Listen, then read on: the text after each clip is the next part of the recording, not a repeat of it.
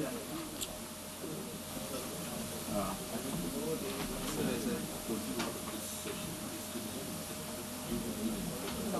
we will have first few reactions from पहले आपको take. So good morning, friends, and warm welcome to this workshop that is planned today, DEA, RIS. We have tried to bring the key messages that last several months, consistent efforts in terms of putting our ideas, our perspectives, interactions together across the country. And I'm so grateful to DEA for envisaging, spearheading, and getting an opportunity for everyone to bring out facts, figures, experiences, impressions on the new India that we all are moving towards, bringing in the issues related to infrastructure deficit, how we go forward with lesser carbon footprint, how we go forward with more equity and more inclusion in our approach. And from that perspective, the ideas related to economic development, the ideas related to bringing in all different parts of the country with multimodal connectivity, with digital resilient infrastructure, bringing in projects like Sagarmala, so coastal and other areas, trying to address our day-to-day challenges like water and sanitation. So a whole range of issues. And right at the outset, when it was decided that India would host the AIIB meeting, Secretary DEA took a meeting in Delhi, and we had then shortlisted some 8 areas around which several lead-up events, and quite a few of you were involved with us in Pune, in Kolkata, and in many cities in India, where several of these thematic seminars were organized. What we have tried to do today is to bring up in this session some key impressions by our participants who have written background papers for us. Of course, with 8 papers, it was not possible to have everybody in this panel right in the morning on the background papers that were covered. We have tried to get some of them, so I'm so glad that Dr. Partho Mukhopadhyay, who wrote a paper for our Bangalore seminar on resilient digital infrastructure, Professor Amitabh Kundu, who led our urban development paper and also did the event in Ahmedabad, Dr. Ratin Roy, who has been very closely associated with this whole process, and Dr. Rajat Katuria, who again wrote paper for our event in Bangalore. So these 4 we are trying to bring in from key messages that they saw as part of this initiative. I'm extremely grateful to Shri Subhash Garg for sparing his valuable time at this point when issues are extremely pressing all across. And he has also just now also kindly agreed to be with us for an hour, which was earlier 45 minutes. So without further ado, what I propose to do is to quickly present to you in next 10-15 minutes key messages that we saw out of these seminars that were there across the country. For those of you who are interested, some copies of the report are available outside, but we have requested Secretary to get that launched by Honorable Minister, and we have just explored some possibilities. We would be working further in terms of how this publication is launched. But the idea in that publication is also to bring out the messages that are there. And I think one very pertinent question that Secretary asked this morning was the key unknown fact that might have come out in the seminars that we did.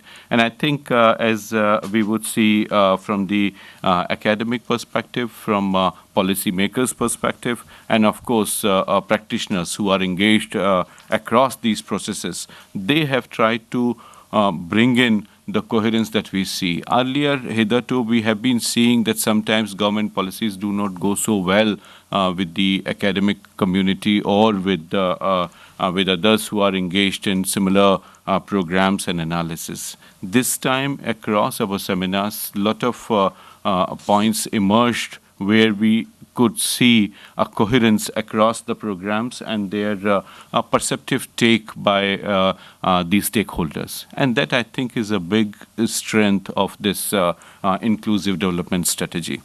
I was myself quite bewildered when we were in Guwahati and we discussed issues related to regional development and connectivity, when we heard of this idea of connecting all the northeastern states with either with railways or under Udan. So that, I think, has given a major sort of boosting of not only morale that was required, but also in terms of business and economic activities. So the fact that we are moving ahead with the ideas and that we are moving ahead with some of the projects that are going to provide the connectivity that was needed, I think is extremely important. So, sir, I would just make this presentation quickly. Can I have the slide change?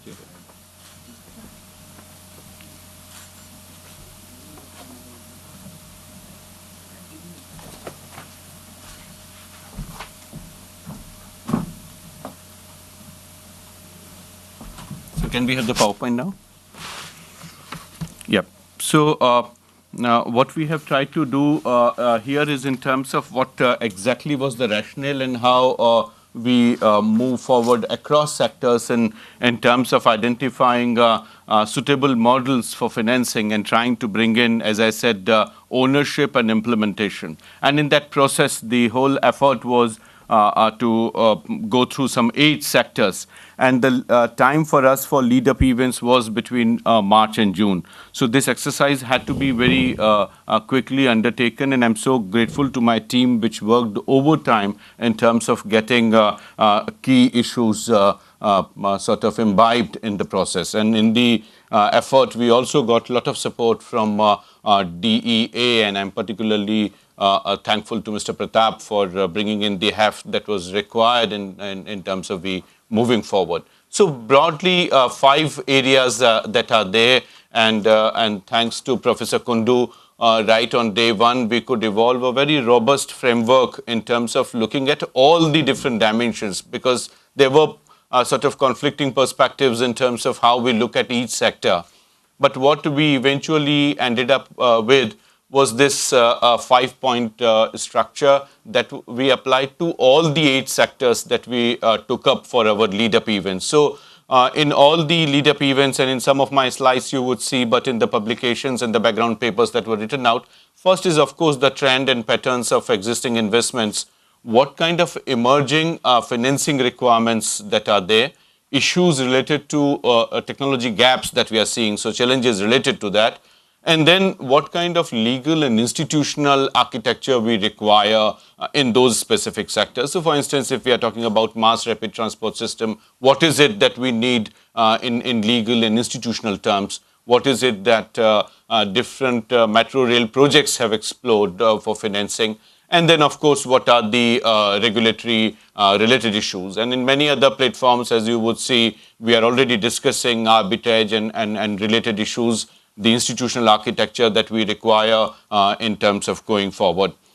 As we moved across these 8 consultations, almost 440 speakers participated in our seminars across these cities, and of course in the curtain-raising event that could provide broad direction right in February itself. Mass rapid transport system was our first seminar in Kolkata, where several issues came up, but I think we had very interesting and very substantive presentation by Mr. Mangu Singh from Delhi Metro, and that was also extremely interesting, even because we could get some 5 heads of different metro projects, and that could bring in details. So around 10 metro rail projects that we have in the country have covered 425 kilometers, and 45% of that is funded by multilateral institutions. There are 21 new projects that are in the pipeline,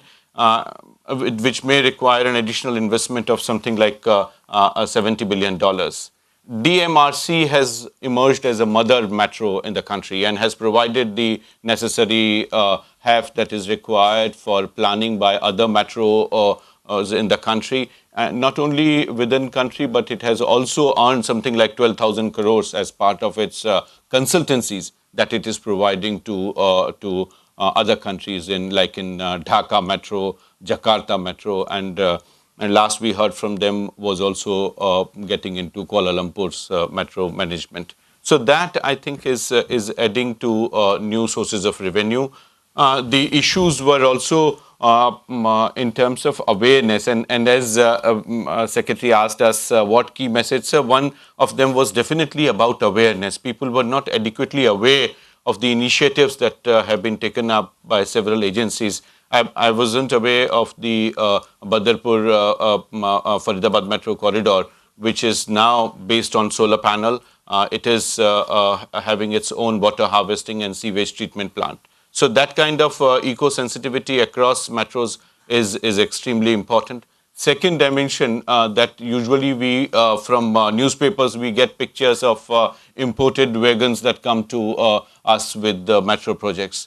The fact that indigenization of this initiative is having its own facts together. We have 3 metro coach manufacturing in India, and as a result, 90% of DMRC trains are now manufactured in India. We sometimes get an impression of those German coaches which are very well captured by our media. But these stories do not come out, and as a result, larger awareness still hovers around our import dependence in production. The issues also in terms of the choices that we make, what kind of revenue we can cover, how they can be sort of self-sustained through not only just the passenger fares, but with many other ideas. Innovative sources of financing, we had one full session in Kolkata, and this was one of the important ones as to what new areas may be addressed. And from the 5 metro heads, we had several issues came up as part of new sources, like the Bangalore Metro is trying for land value capture. Same effort is also on in Delhi. But then issues related to development rights, advertisement, betterment levy, land value tax, congestion charges, fuel surcharges, vehicle licensing and duties, etc. So that I think is extremely intuitive in terms of how new responses for policymaking may be there. There was great discussion on Kochi Metro Rail Limited, which has tried a new special purpose vehicle for financing. The fact that overall metro rail service and its facilities do not cover more than 14% of commuting population. So that requires greater attention at this point. Choice of technology is extremely important.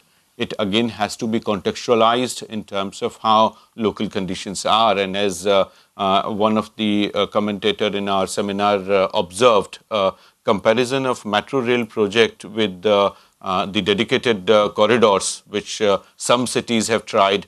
In Delhi, of course, it has failed, but in Ahmedabad, Indore, and other places, it has become successful.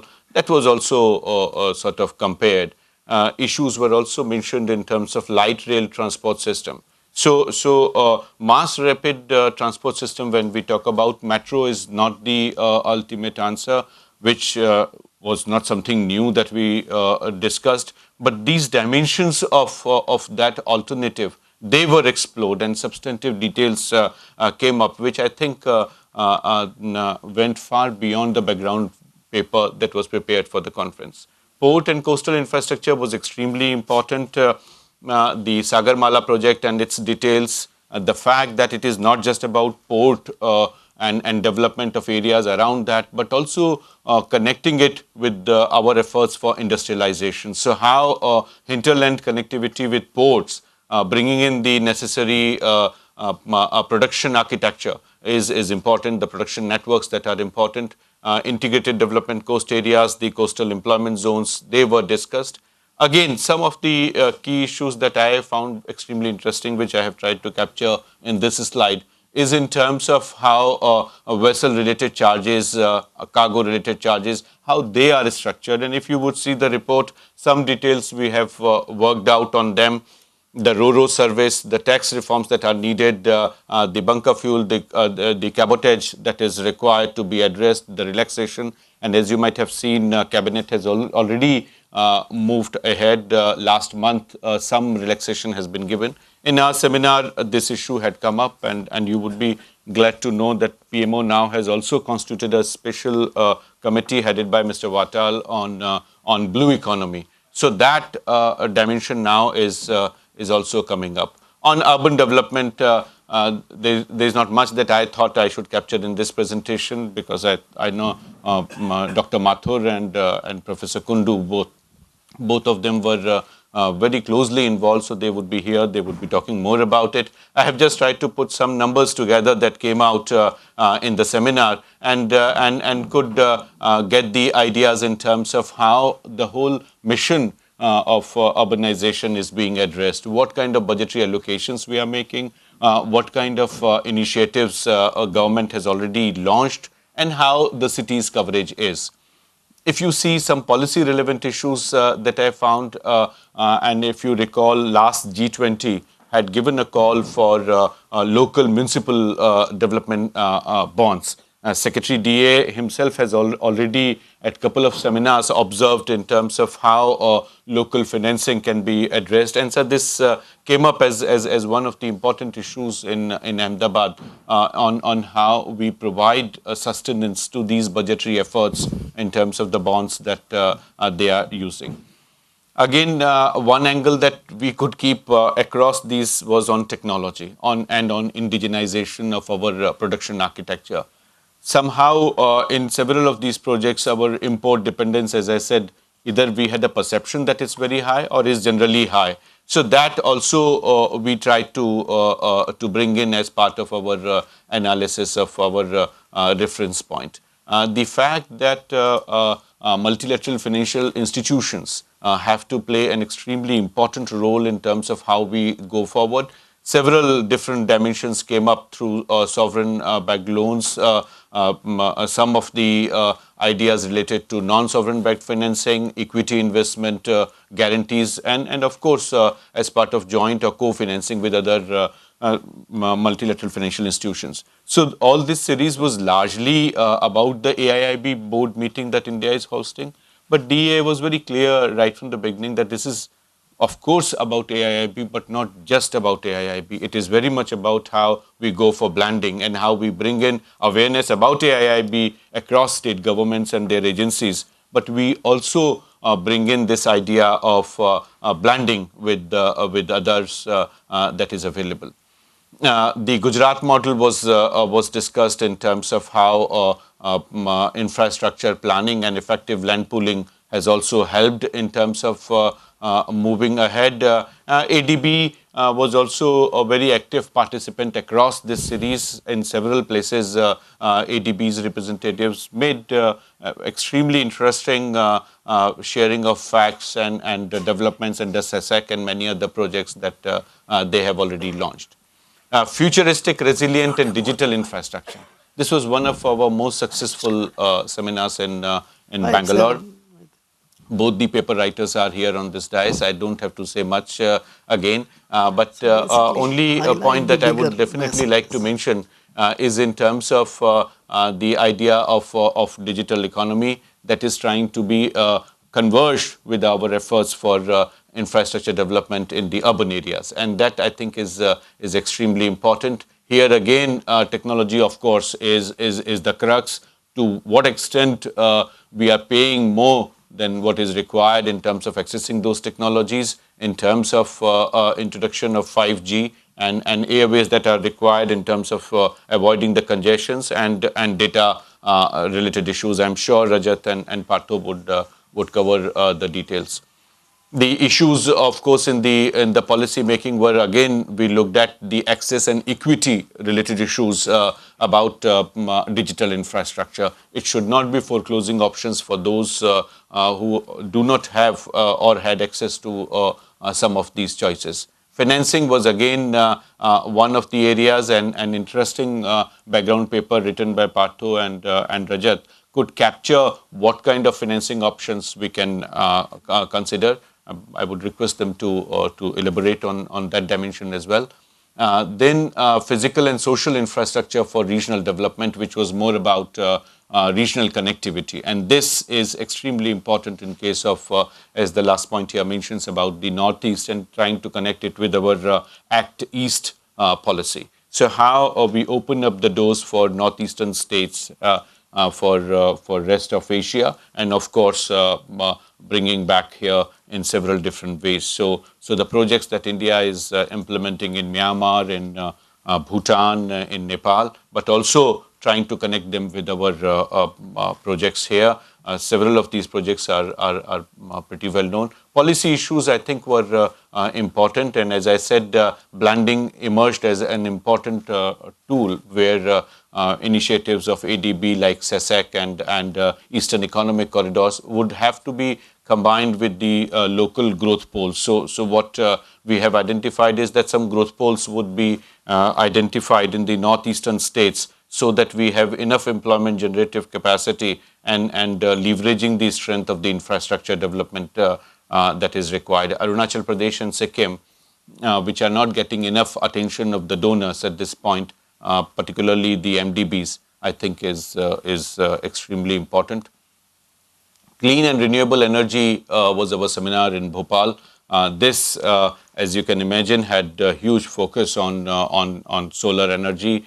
We had International Solar Alliance represented in this meeting, and we had detailed discussions in terms of our Paris commitment and how we move forward. Self-sufficiency in the renewable energy, trying to develop the grid and ensuring energy supply was one of the important areas. The financing of each of these was discussed at length in terms of how the predictability and rate of returns that are coming up in this area is addressed. We have also tried to bring in issues that were relevant in terms of how project-based bonds and innovative investments are there in terms of bridging the equity and patient capital green bonds that can be explored. I see I'm running out of time. Would just quickly rush through some of the seminars that we did. Water and sanitation was our event in Pune, where we discussed issues related to the whole infrastructure building that is needed in water and sanitation. Dimensions of various programs that are listed on this slide were, of course, discussed, but I think much more important here is in terms of how we meet the demand that is there, and particularly water as a commodity emerges. As you might have also seen, Niti Aayog has further raised red flags on this, but water and sanitation related challenges within urban areas is one important dimension.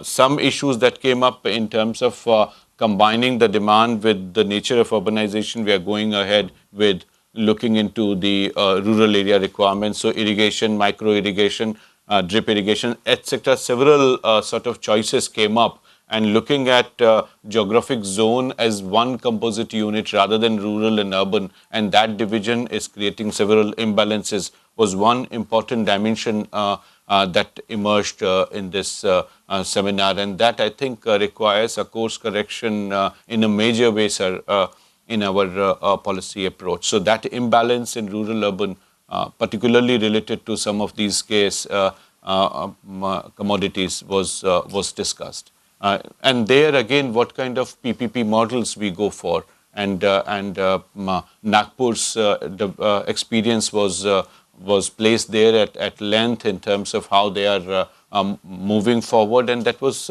found quite useful and relevant by our actors and participants at the seminar.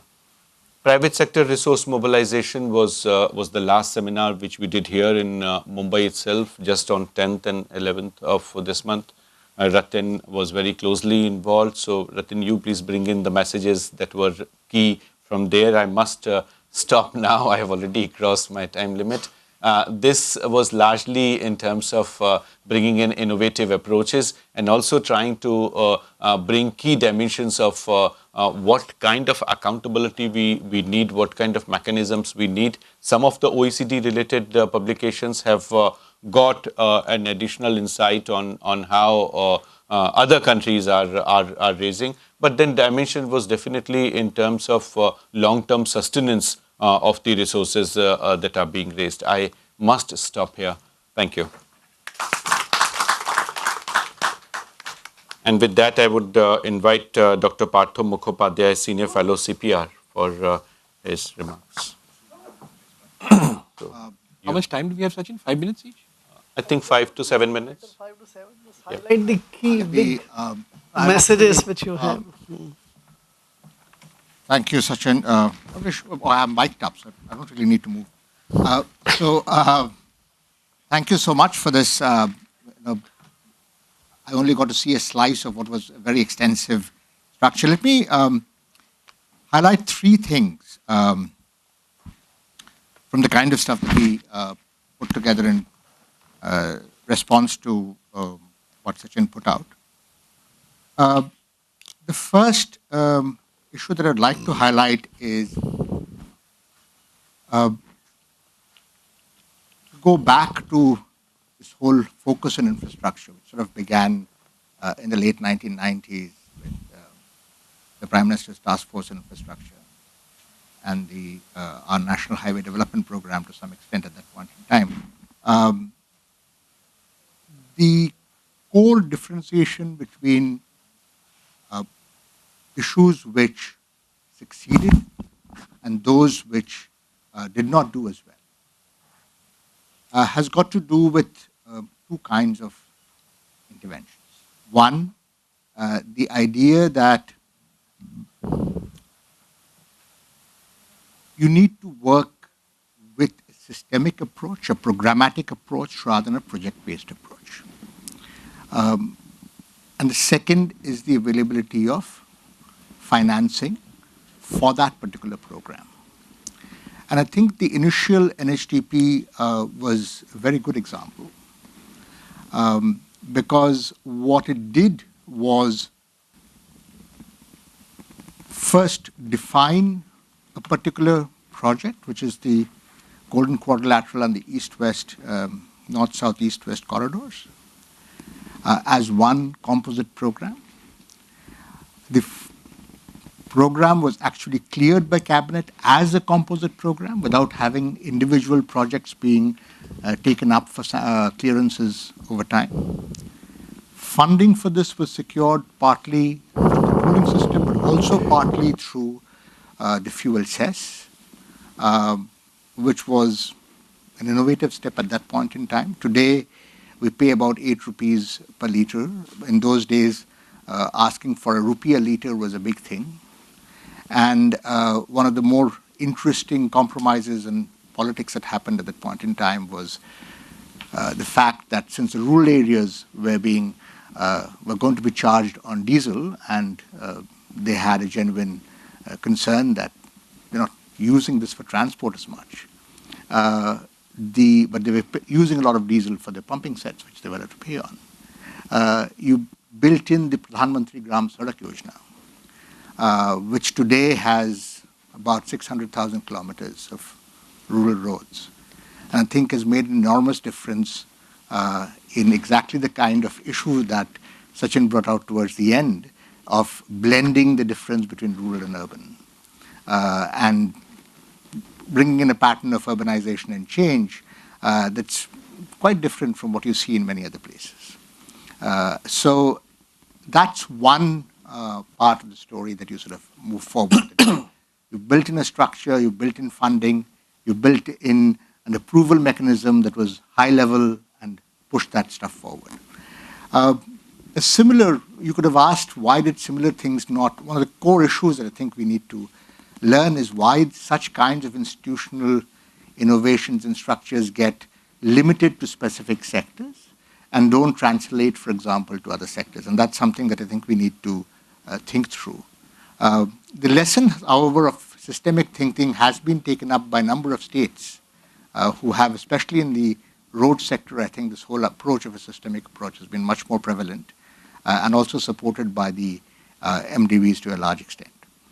So moving from projects to programs, I think, is one of the big learnings that we have had in terms of making progress going forward. The second thing is that we must always be open to learning from states. A number of, when the highways was first started, the only sort of 4-lane divided carriageway in India was actually the Mumbai-Pune story. And since then, you've had, of course, a whole different revolution come through. There are also a number of contractual innovations and structures which began first in the states and have now moved to the union. So it's useful to allow states to innovate, to structure. You saw a number of examples of a variety of programs in sewage treatment in 24/7, etc., which moved through. The third issue relates to the whole issue of digital infrastructure and the digital economy. And the core issue there is again linked to financing, which is that what is the question of what I call obsolescence risk, which is that yesterday's cutting edge is tomorrow's discard. So how do you then manage that particular investment? If today, let's take a very simple example. We are thinking of electronic tolling. We currently have manual tolling in our highways. And we move in for electronic tolling across all our toll plazas. And tomorrow, you move to gantry-based tolling or GSM-based tolling, which does away with the need for these kinds of tolls altogether. How does that investment get treated? It's true in ways in which, especially in the renewable sector, we have seen investments at prices which were much higher than what is currently available today. How do those investments get stranded, and how does the financing of that structure move forward? This, I think, is a difficult question because, typically speaking, the allocation of technology risk has been with the private sector. But if you're having the way that has happened is the private sector in other areas has taken on technology risk in return for a relatively high return. So the risk-return trade-off is balanced. But in the case of infrastructure, when you have technology risk in infrastructure, that's when it becomes a hard question, because you really cannot work those high returns as part of your infrastructure project.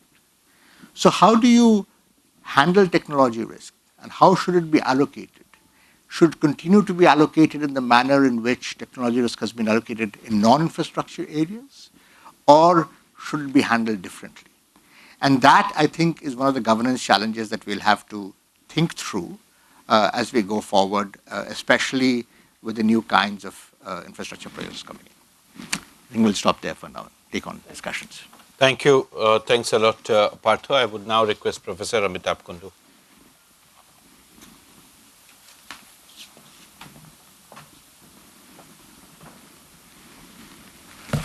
Honorable Chair, dignitaries, panelists, and participants around the dais. Taking the threads from DG, Dr. Sachin Chaturvedi, I must tell you that when we planned our research at RIS to feed into the 8 thematic seminars and also the host country seminar, first thing we thought we should do is to give a global overview of the infrastructure investment trends, give the regional scenario, and also sectoral scenario, identify the key areas of concern, which we thought we would do based on secondary and the tertiary data available, and it would be a simple exercise. But we knew that it's challenging because different studies had used different time periods, different methodology, different data sources. And obviously, the variation was from 15% to 90%. And the lowest estimate of the infrastructure shortage given was by ADB, but we went by the average picture. We tried to assess the trend of infrastructural investment regionally and sectorally over the past decade and made a projection for next two and a half decade up to 2040. We gave one scenario, business as usual scenario, what would be the investment given the present pattern, what is desired, that was the second scenario, and the deficits in different sectors. Let me give you a quick overview. We found that the infrastructural investment at the global level has been about 3% in the last one decade, which is low, even if you consider the fact that the world economy was in a crisis, grew only at 2.3%, but the population grew at 1%, and there are serious deficits in terms of human development indicators. As far as the projection is concerned, we noted that the actual investment globally must go up from $2.3 trillion to $3.7 trillion annually, which means that from 2016 to 2040, the total deficit would be $94 trillion. Total investment required is $94 trillion. But going by the business as usual trend, there will be a deficit of 20%, which is about $18 trillion. The first question, that's why we discussed at RIS, is that how do you ensure that this deficit does not come up?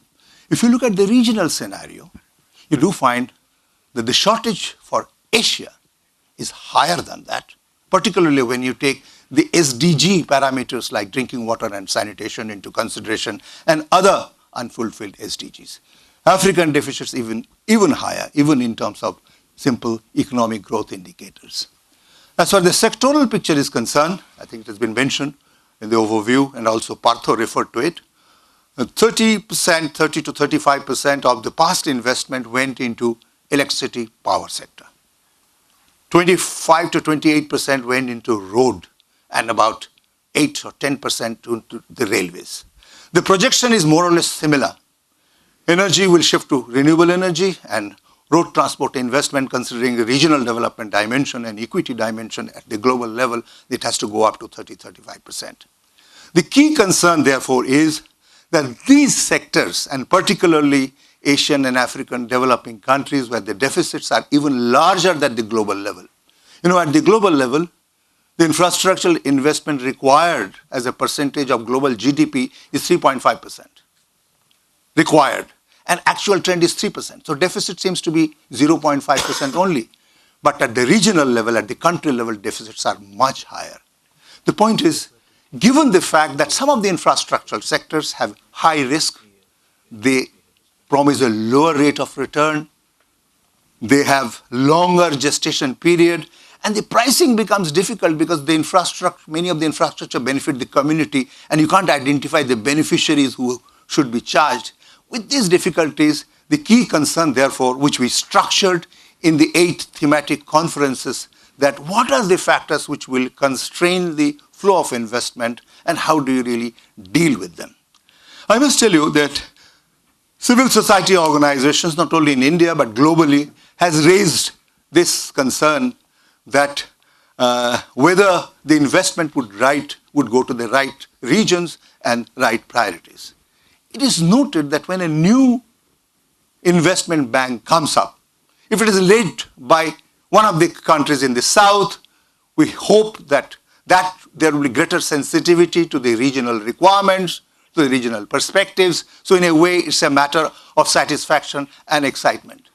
On the other hand, the issue has been raised globally in Latin America and Africa also, that the older institutions like IMF, World Bank, they have had to deal with the mobilization of people, protests, and they have built in some of the safeguards relating to environment, relating to unemployment, relating to land acquisition, sustainability.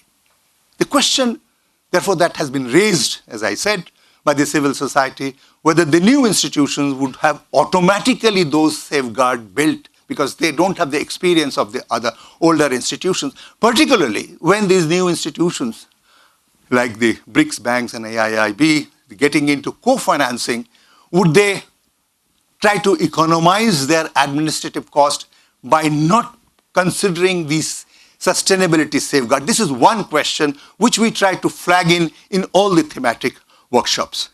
I just would like to conclude by raising 2 points. Is my PowerPoint there? I didn't forget about it. In fact, I had taken 3 presentations. One is the economy size, other is the king size, and the third is the family size. Let me stick with the first one. We find there are hopes coming up because Asia and Africa has shown a growth rate in investment much higher in the past decade compared to the other countries, and I had the graphs to show that. I can see that. No, I think that's not. Sorry, I'll just take. Yep.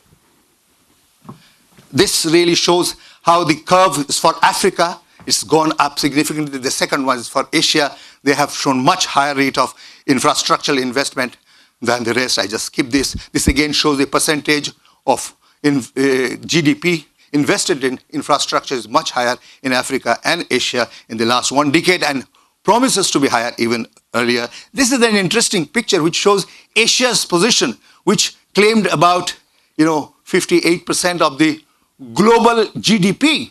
In 1700, it went down to even 15%, but Asia, this is a projection by AIIB, again, Asian share is promised to going up to again 52%. And the same thing is, this is Brookings Institute showing the green patch, and the blue one underneath shows the share of the middle class consumption, the global consumption for India and China, and Asian share is likely to be much higher than growth rate, in terms of growth rate than other regions. I just wanted to skip this. The basic point I want to say is that the AIIB says 21st century belongs to Asia.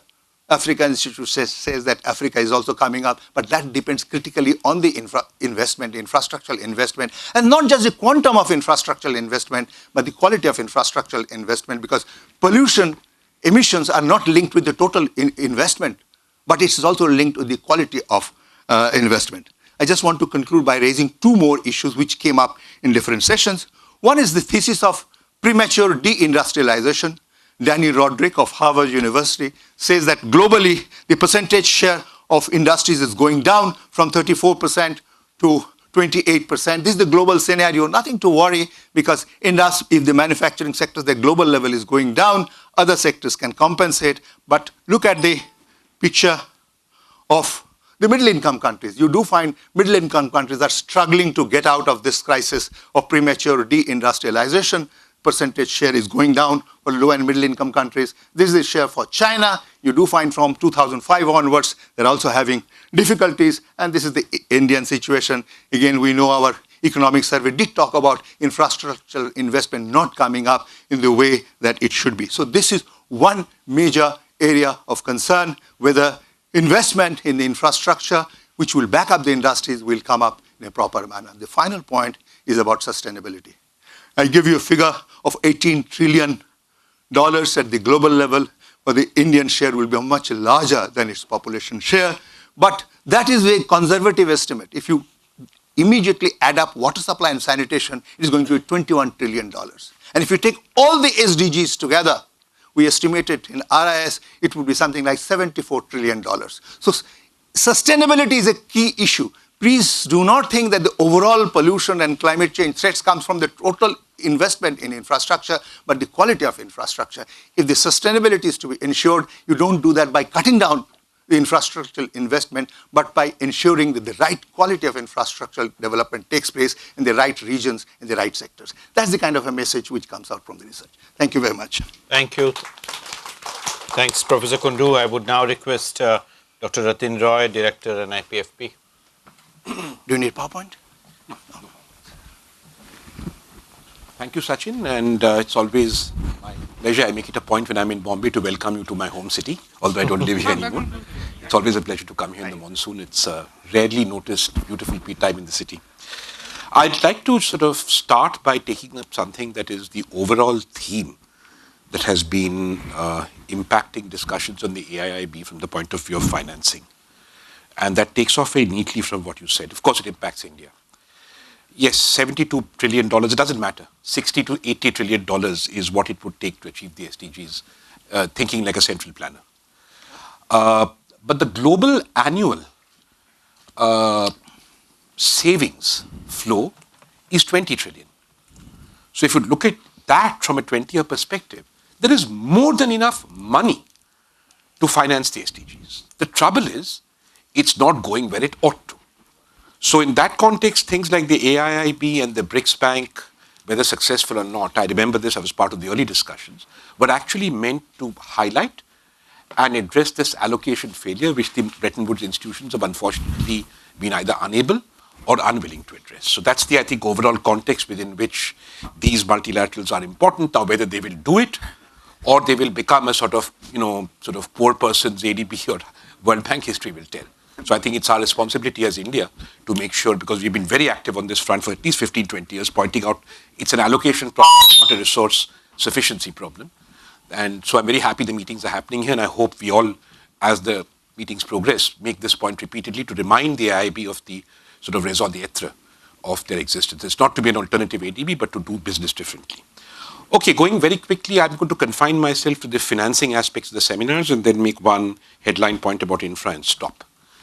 On the metros, there's an important public finance point to be made. You will notice that the bulk of the discussions happened about capital financing. No one's thinking about the recurrent expenditure implications of this expansion in metros. And if you look at the public finance literature, we have studied this extensively. There are only two metros in the world. One is Tokyo, and the other I can't quite remember, that are self-sufficient in terms of financing. Hong Kong. So whether you like it or not, we are going to have to find public financing for these metros if you want to meet the objective of better public transport. You can already see that with the Delhi Metro ridership fell last month. This has happened with the London Metro in the past. This has happened with the Paris Metro in the past. So this is one dimension we really need to start worrying about. And for me, what the seminar highlights is that problem is imminent as a public finance problem, and maybe NIPF should do something about it. But we need to start. I was quite worried when I saw the scale of expansion. And at the moment, it's the easy bit, where to find the capital financing. But what will you do with the recurrent financing? Okay. The second point that came out for me is on renewables. Partho made that point very eloquently, but I want to make it to you, as there are many people from the finance ministry here. So this is a conundrum that is actually something that at the AIIB level we need to sort out.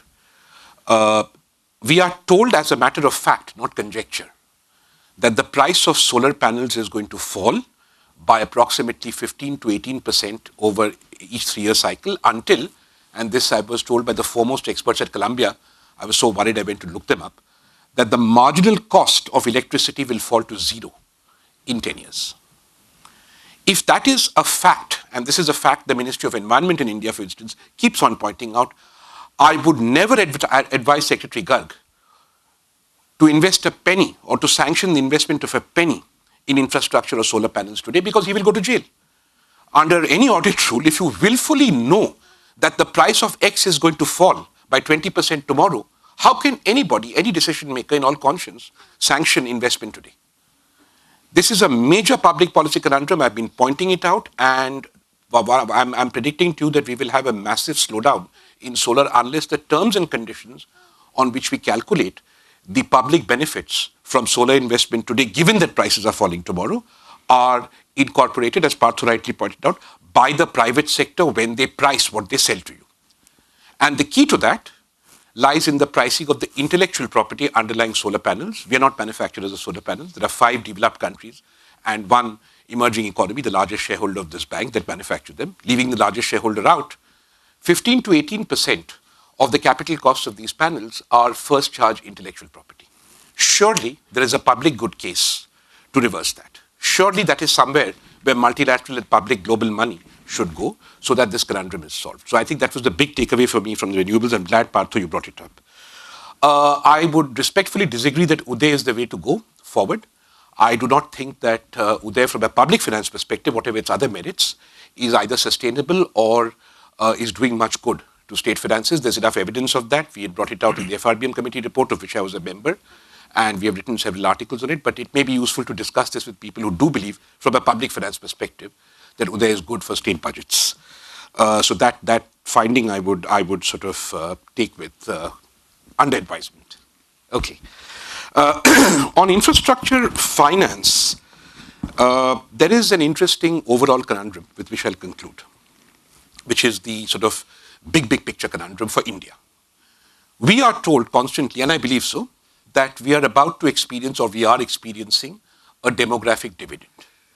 Now, assuming that we do everything right on health and education and get that dividend, then we are in a very fortuitous situation globally. Because when you're young, when you're a young country, your willingness to put money into the long term is high. I'm now 51. I will never buy a 25-year mortgage. The 30-year-olds in this room would happily buy a 25-year mortgage. The younger your population and the wealthier they are, the more willing you'll be able to invest in the long term. Finding finance for infrastructure is all about the long term. And this came out very strongly in the private sector seminar. The challenge we have in our country, with a bank-based financing system with limited bond markets except for public debt, is there is no product. So what do you need for long term?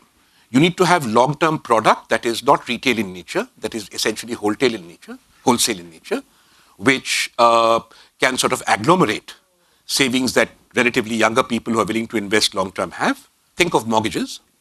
And then you need intermediate product that refinances that across bits of the short term and the medium term, and therefore takes account of short-term risks, etc. And that pricing gives you an integrated financial structure. So I think going forward, the challenge for India, and indeed many member states of the infrastructure bank, is, but for us, given our demographic dividend, it's particularly important because the base for the financing is there. That we need to develop, the private sector in India needs to develop a long-term product. Now, there are many dimensions to that, but I don't think it is either the conversation is over, as the private sector tends to do, and I made this point in the seminar very lazily by saying, oh, in India, we have public sector banks and public sector dominates everything. There's a reason for that. I'm old enough to remember. I mean, the reason you have public sector banks in India is that private banks were not doing banking to some extent in the 60s and 70s. Now, maybe the time has come to withdraw, but it would be incorrect to say that the development of the financial sector in India as a publicly driven sector has happened in spite of the private sector being willing to invest. That is not the historically accurate record. And therefore, I think the time has come to begin to ask how this can happen. I think the Indian Bankruptcy Code and many other financial reforms that we have put in place augur well for a bond market to happen and to develop. I think the regulations that we have put into insurance and many other areas of long-term finance augur well for the market to develop. But what is still missing, in my view, is an ability to vision long-term product and medium-term product in a way that, if put on the table, would, I think, persuade government that the time has come for it to exit the financial sector. For me, that was the big takeaway of the public-private seminar. Thank you. Thank you. Thank you, Ratin. Now to Dr. Rajat Kathuria, Director, Chief Executive of AIIB.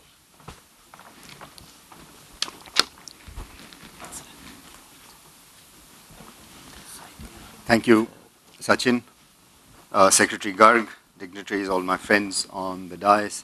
At the outset, let me thank Dr. Pratap and Sachin for inviting me here to speak on a sector that I've been working on for such a long time, and I did a paper for this.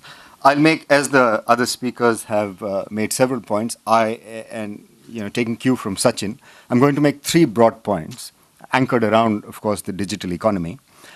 3 learnings for me in the sector, which are, I think, applicable across sectors, which will be sort of contextualized around the 5 themes that Sachin wanted us to talk about: investment financing, technological challenges, legal and institutional issues, and of course, linked to that is regulatory issues. So while I won't explicitly touch on institutions, regulations, etc., they will be embedded in the remarks that I make on the digital economy and the learnings that I've had both listening today as well as in Bangalore. When telecom started in, let's say, liberalizing, and when we started in let's say, the late 90s, when it really began, I don't think anybody in India or elsewhere in the world had an idea of what it would morph into. And so, therefore, what we put into place in terms of regulations and institutions, it's somewhat like the obsolescence risk that Partho spoke about, but sort of this refers to the institutional risk. It's a larger risk that sector evolves at a much more rapid pace than you expect that it will, thereby undermining to an extent the institutions that were created to regulate it in the first place. And I think that's happened with telecom, and it's happening even more rapidly in the digital space. So that was a sort of big takeaway for me. We know the telecom sector outcomes, and we know the application of Moore's law in the telecom sector. The numbers are simply mind-boggling. India, anyway, boggles the mind, along with China, in terms of numbers. When you talk about densities, when you talk about population, when you talk about urbanization, it just boggles the mind. And the only parallel that I've come across in sort of researching across countries is China. And in the telecom sector, I think this multiplies even more in the sense that, who would have thought that from, let's say, 1994, when you had about 10 million phones, today you have 1 billion and counting. And it's just incredible that the scale of the market has expanded so rapidly. So that, the outcomes have been enormous. Of course, it's another story that the outcomes, in some sense, have been concentrated in urban areas, but the outcomes have been enormous. So the first point I wish to make around this is that what is happening today, the voice revolution is past. What we are on the cusp of is what is called a data revolution. And we've been on the cusp of it for a long time, and I think we will begin to leverage and capture the benefits of that data revolution, which is imminent, 5G, IoT, etc. All that is going to happen. But I'll just leave you with one thought, and it was a learning that came from attending the seminars, is that the amount of data that is being captured today, or that is being created today, is 90% of that has been created in the last 2 years, all data. So in terms of, if you look at the stock of data today, 90% has been created in the last 2 years. And so what are we doing with that data? Are we using it to our advantage? Are we capturing the benefits of that data availability? The good put, as people who work on the telecom sector say, the good put is only about 10%. A lot of the data that is generated is lying there waiting to be analyzed, but it's not analyzed. So if data is the new oil, I want to know a way on how you can actually capture that value. And there are people around the world, better minds than ours, than mine, that are working on trying to estimate the value of that data. But right now, only about, as I said, 10% of the data is being sort of analyzed and captured. And you see personalized advertisements, etc., as soon as you open the net. So that's, data is going to become really the key driver of economy. And I'm happy to discuss this in greater detail. The point around this is that in India today, we have a committee that is going to give us sort of the legal template of what protection and privacy is going to be. I'm referring to the Justice Sri Krishna report. If data creates value, and if we are going to get into sort of for sovereignty reasons, and I'm not going to argue against them, whatever those are, data protection, data localization, etc., then is that value entirely going to be captured? Or is some of that going to be sort of diluted or undermined by data protection? For perfectly valid reasons, there's data localization happening in some countries of the world. RBI has just come out with a template on financial data localization, and that could, of course, the template could widen even more. So that is something that I think we need to, if not worry about, at least spend some time, discourse, and decide how we're going to balance valuation, the value that data creates, and our right to national protection, our right to sovereignty of that data. And that is on the table today, as I said, and we need to discuss and discourse before it becomes law and we get locked into it. That's my learning, not only from the seminar. Data creates value, and we need to respect protection and privacy. How are we going to balance those two?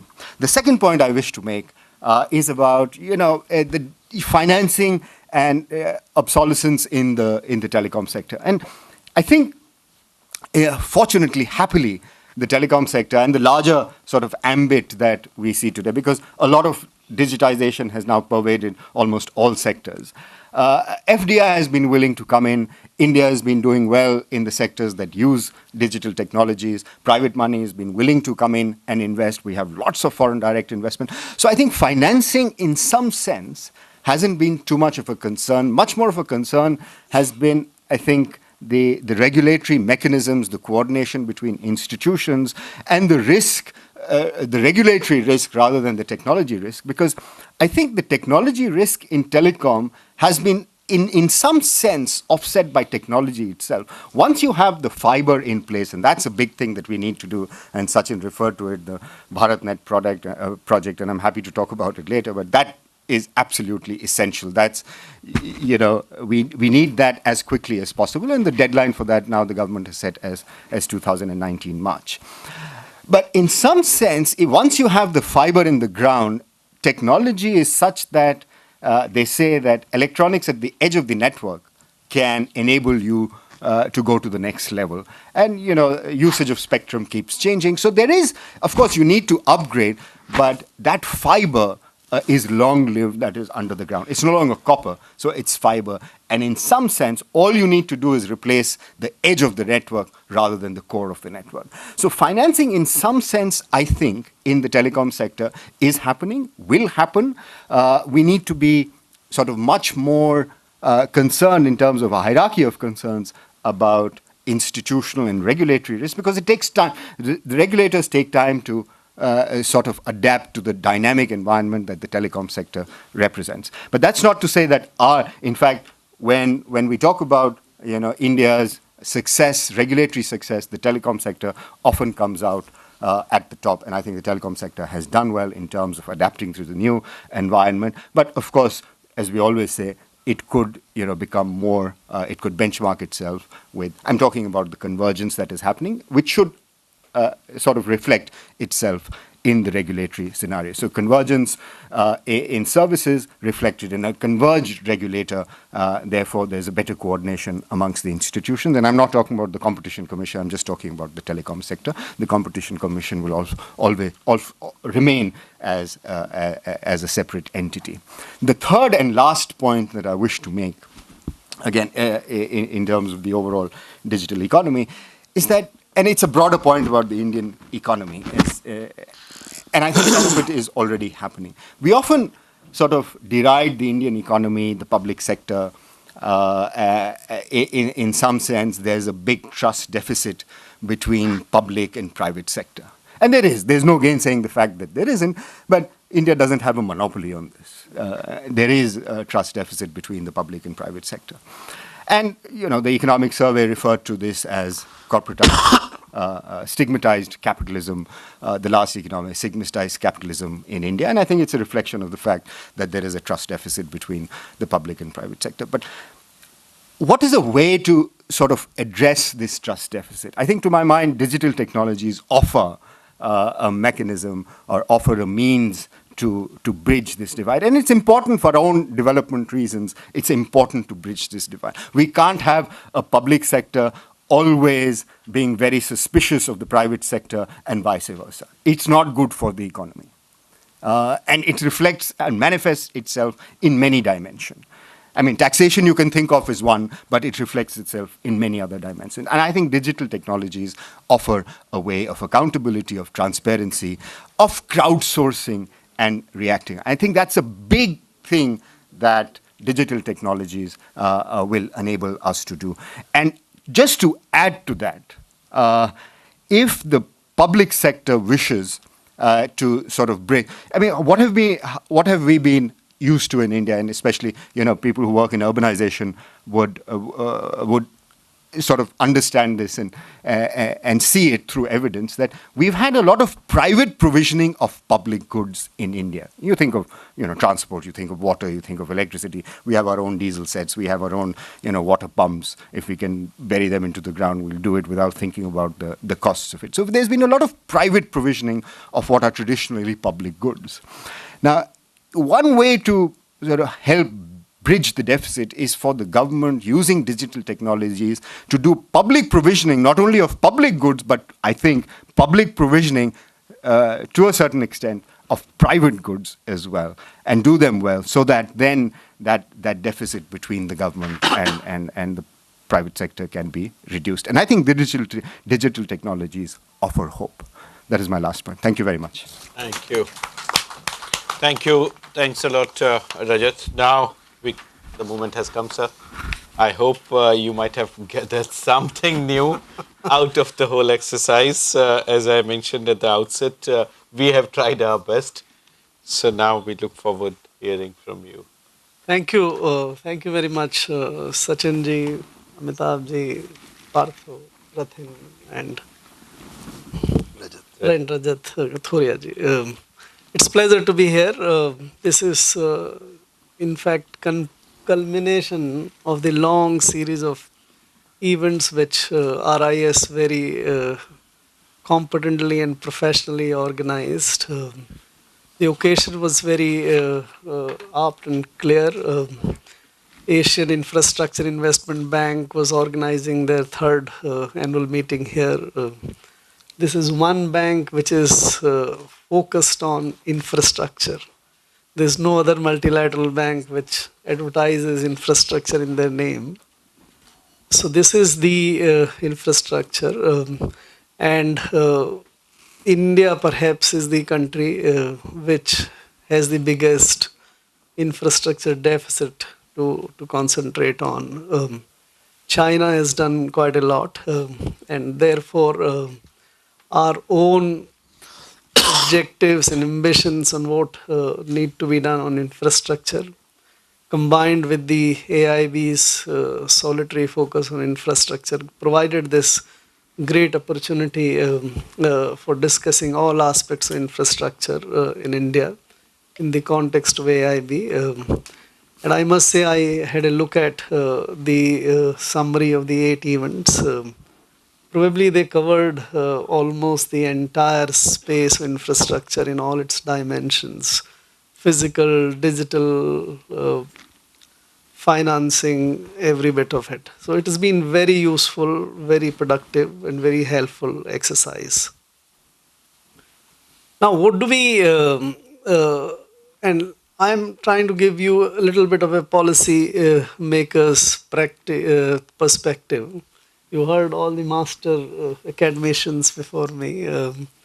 And that is, I think, how do we set it out? Today, India, $2.5 trillion economy, aiming to raise much, much bigger with good growth rate, which everybody hopes sustainable.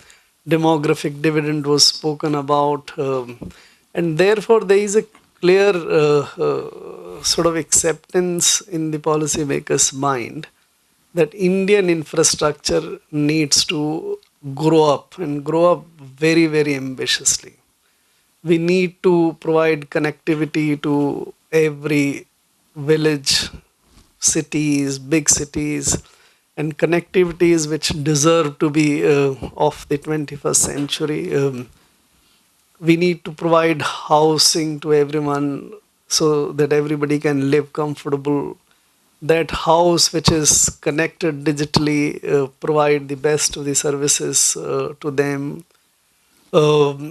Then, so the water, air, which is in a way limited, but one has to provide them in a wholesome manner, in a clean, with clean sanitation and all. So there is very connected with electricity, fuel supply right to every home and all. So part of that you see reflected in number of programs which the government has launched, and those are also discussed in the run up to these meetings. So when you have a Subhagya program which tries to connect every home with electrical connection, or you talk about Prime Minister's Awas Yojana with the aim to have a good, comfortable, pakka house for every Indian to live in, or Bharatmala, which was mentioned here, taking another 35,000 kilometers of road to be made into world-class roads of 6 lanes, somewhere 8 lanes, a lot of expressways also talked about. But finally, connecting every village down to that. The Sagarmala program with connecting 140 ports, or the digital program where you connect every village with the fiber optics and all. So, what in short I'm trying to say is that the ambition and the objective is to bring the best of the infrastructure, which is functional, which is digitally, which is informed, to everyone. That we need to have. Um, it would also be very well it should serve our purpose to grow our economy into a much bigger economy. A lot of people have talked about $5 trillion economy. Some of people have also talked about $10 trillion economy by 2030, growing at 8-9%. So an infrastructure which behoves, which suits that scale of operation. Right? So that's the ambition, that's the objective. Now, we also, and I think that was also referred very competently and eloquently here, there are so much change taking place. So let's say infrastructure basically into two broad category of the physical infrastructure and the digital infrastructure today. And there is a lot of combination taking place between physical and digital infrastructure now. The bigger complication which was referred here is that so much of change is taking place even in those kind of physical as well as digital infrastructure that sometimes it becomes difficult to take decision. Rathin referred about the solar kind of thing.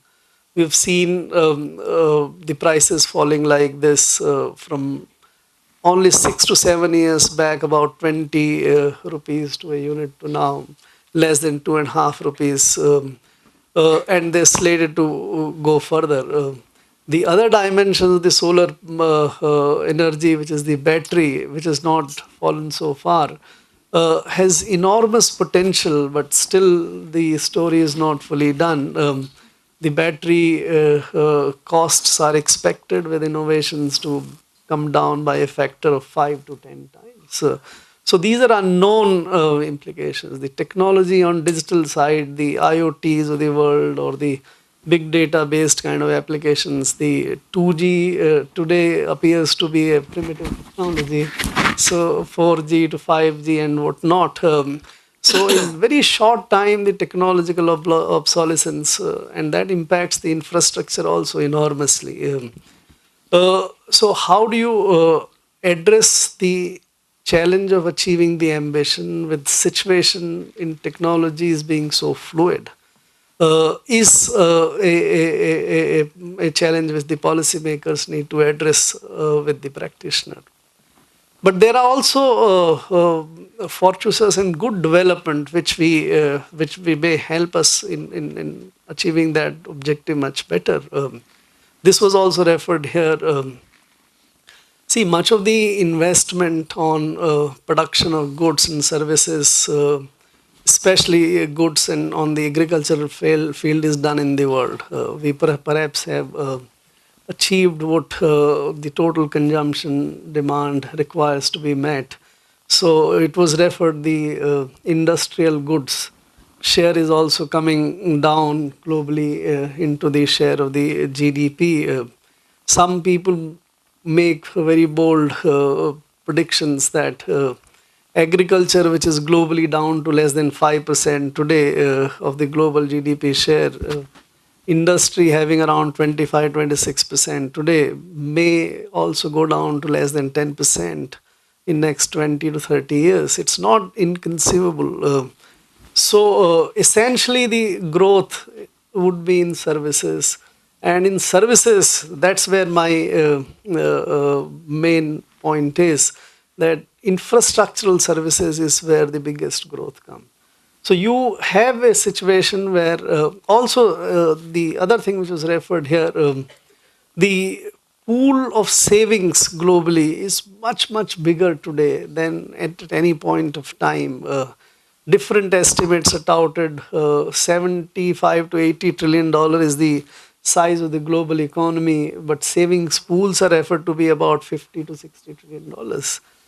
Sitting there, patient capital basically belonging to the retirement savings and the pensions and others. Pensions funds themselves probably have about 25 to 30 trillion dollars a month. So there's so much of money available for getting invested, and the demand, as I said, on the industrial side and the agricultural side is not there. Again, the demand for investment in the advanced economies is mostly done. Today, the Americans are making some investment because there is a little creaking of their infrastructure and all. But other parts of the world, advanced part, look at Japan, look at Europe and all, the investments are not there, and the least of that in the physical infrastructure. So the steel production would move away completely from the west to the others. So likewise, most other metals and industrial goods and the infrastructural goods, the production is elsewhere. So what it tells us is that there is enormous amount of finance available. Finance may not be the constraint. The ability to mobilize and the policies to mobilize that for the investment in your country, in our country, might be the right kind of challenge to look at. And that brings me to the, and just to illustrate, we sold about 9 small road patches for 30 years concession and got $1.5 billion, right? The total investments which we get today from multilateral banks in a year is less than about $3 to $4 billion, right, on that side. So a single pension fund from Canada perhaps invest more. A single JICA possibly invest much more. So to summarize in a way, Indian infrastructure needs are enormous.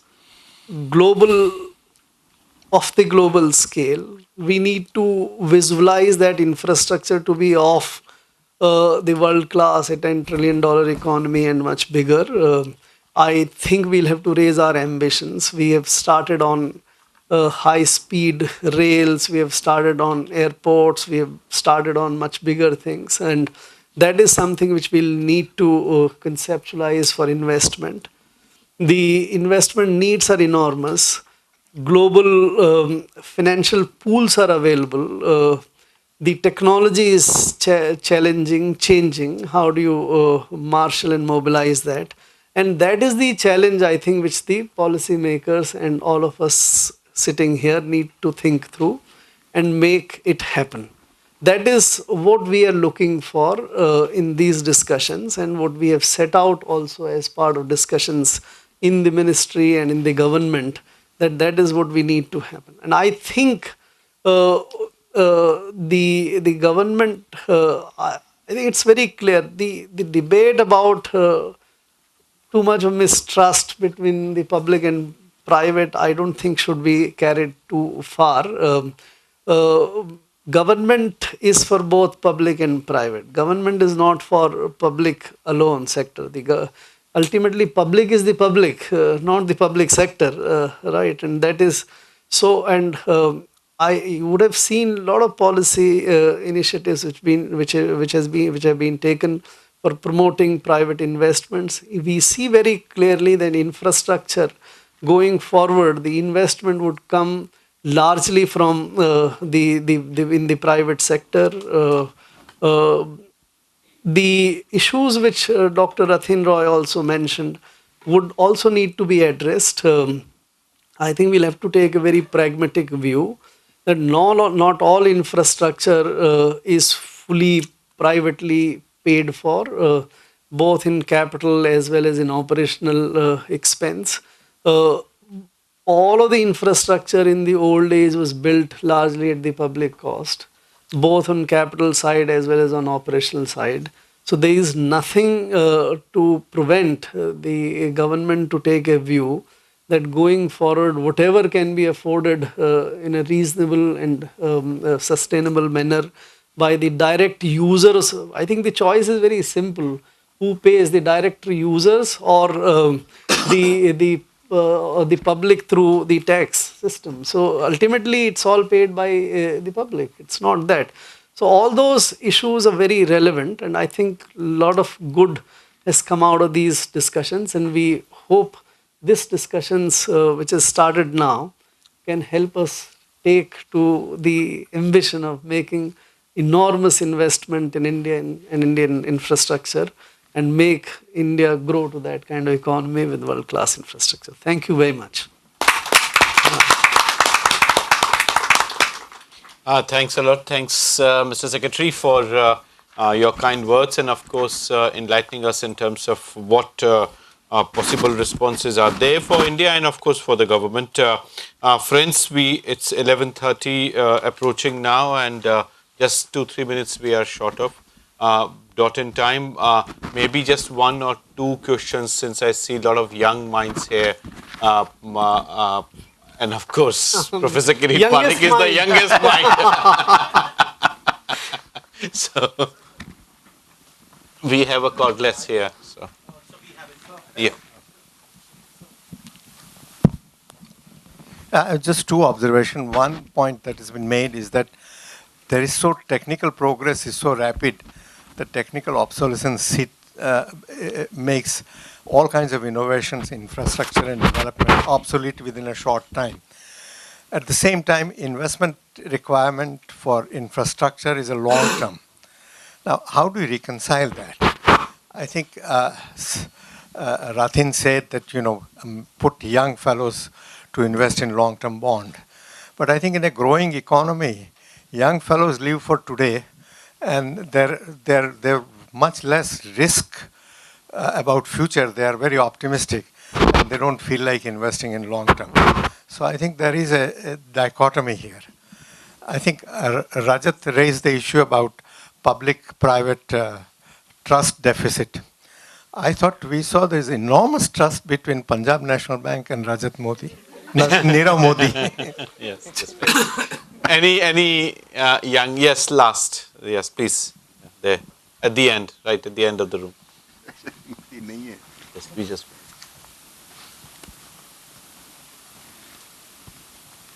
Hello, sir. In 2001, bank credits to power and road project were like 90 million rupees, and in 2016 it raised to 900 billion rupees with compound rate 39. So, sir, but in power sector we have NPS, trace asset. So, as a student, how can I believe that the infrastructure banks are actually financing the infrastructure, not other things? And second thing, sir, in agriculture we have post-harvest loss in storages and other things. There is technological gap in agriculture infrastructure. So, how can we deal with that? Thank you. So, no, I think the institutions exist for a certain kind of framework in investments. The infrastructure investments was perhaps not the best way for making investment by the banks. That is, and the obsolescence, the technological, especially some of those power assets are in thermal segment where they're getting largely competed out also. So, and there were connection problem between PPA and other things. So it's not a pure banking failure in making or seeing those kind of power assets becoming some non-performing. We'll have to find solutions outside, and that will resolve the banking issues also. On the agricultural, obviously this is a huge opportunity for India still in the agricultural sector to put together the processing chain, the cold storages, the transportation system and all. We have a great preference for the fresh fruit consumption, but at the same time, I think the young and there is a growing population which wants also the processed fruits and vegetables available at the time when they need. We'll probably need to meet both the requirements and that invest to create a world-class supply chain in the agricultural. Thank you. I think we would stop here and would have our tea break. Secretary Iyer is already here for our next session. As all of you are aware, for next 2 days there would be host country seminars. We have already circulated the agenda. RIS has also put together background papers for each one of them in form of a booklet. They are available outside. Please do not forget to pick them up. We close this session and we thank profusely Secretary for sparing his time and joining us. Thank you. Thank you.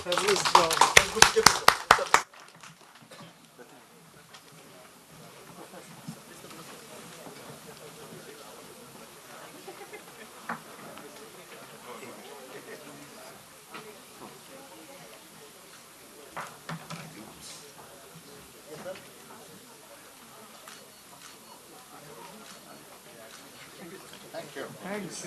Enjoy. Thank you, sir. We'll have discussion. Yes. Thank you.